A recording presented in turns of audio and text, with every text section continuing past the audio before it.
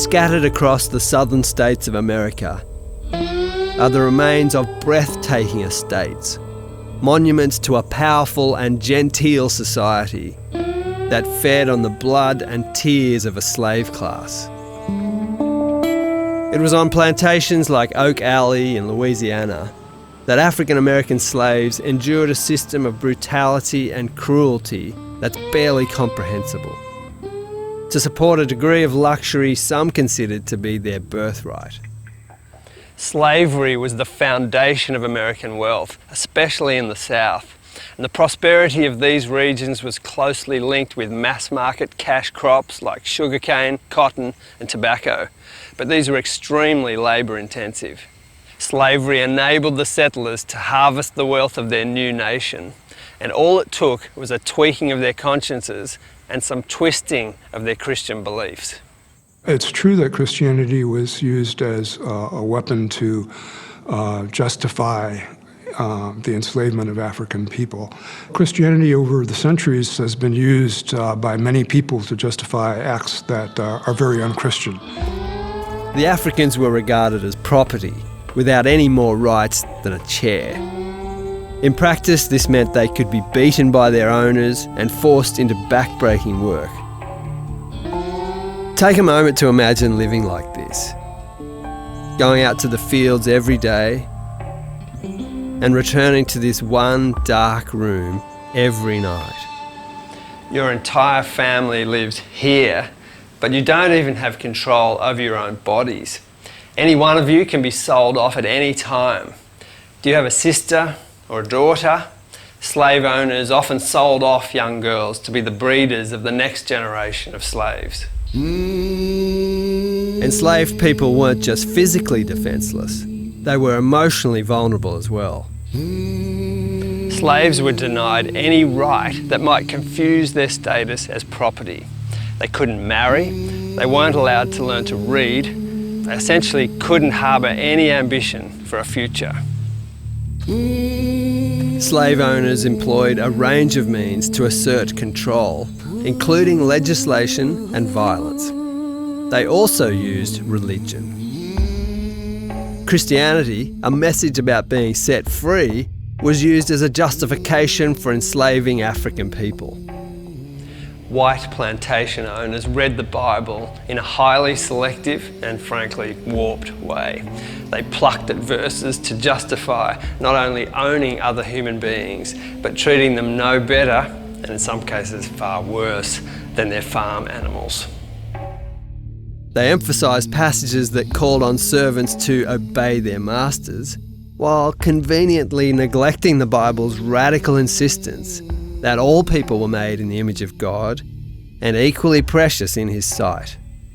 That those responsible for such systematic cruelty could claim to be followers of Jesus and even use Christian teaching to justify enslaving others is truly hard to fathom. And you'd think that anyone suffering under this system would reject such a faith out of hand. And yet, that's not what happened. So enslaved people heard a lot of sermons about slaves be obedient to your masters, but they also heard the stories about Moses leading people to freedom. And they loved those stories and they internalized those stories. And they were certain that that would eventually be their story, that there would be a Moses who would lead them to freedom, that Jesus would not let them suffer forever. That basis within Christianity for seeing every person as a child of God, as made in the image and likeness of God, was certainly a lesson that was extremely important for the slaves to repeat among themselves. Secretly reading the Bible confirmed what they'd suspected. Slavery was wrong, and God was a God of justice who would judge their white oppressors. By the early 19th century, whites were joining the abolitionist movement for the same reasons, believing that divine justice was coming for an unjust system. America needed to repent of the national sin of slavery. The abolitionist movement was a very important movement and an indicator of the fact that many whites were troubled by slavery. In part, they were troubled because they began to read slave narratives, that is, the accounts of former slaves who had escaped from slavery, such as Frederick Douglass's. And they realized that this was antithetical both to Christianity and to the claims of what America was about. I love the pure, peaceable, and impartial Christianity of Christ.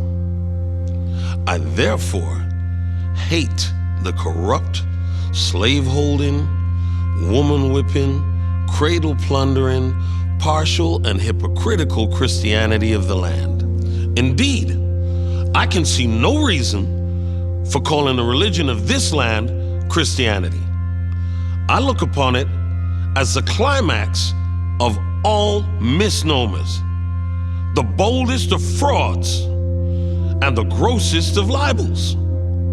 I am filled with unutterable loathing when I contemplate the religious pomp and show which everywhere surrounds me.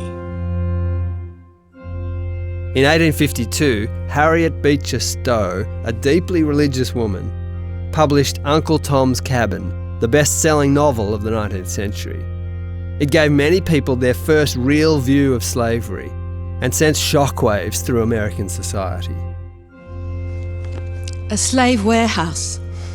There you'll find an abundance of husbands and wives, brothers and sisters, fathers and mothers, and small children, to be sold separately or in lots to suit the convenience of the purchaser. And that immortal soul can be sold, leased, mortgaged, exchanged for groceries or dry goods to suit the phases of trade or the fancy of the purchaser. Uncle Tom's Cabin was the best-selling book in America before the Civil War, with the exception of the Bible. The Bible is the only book that sold more copies.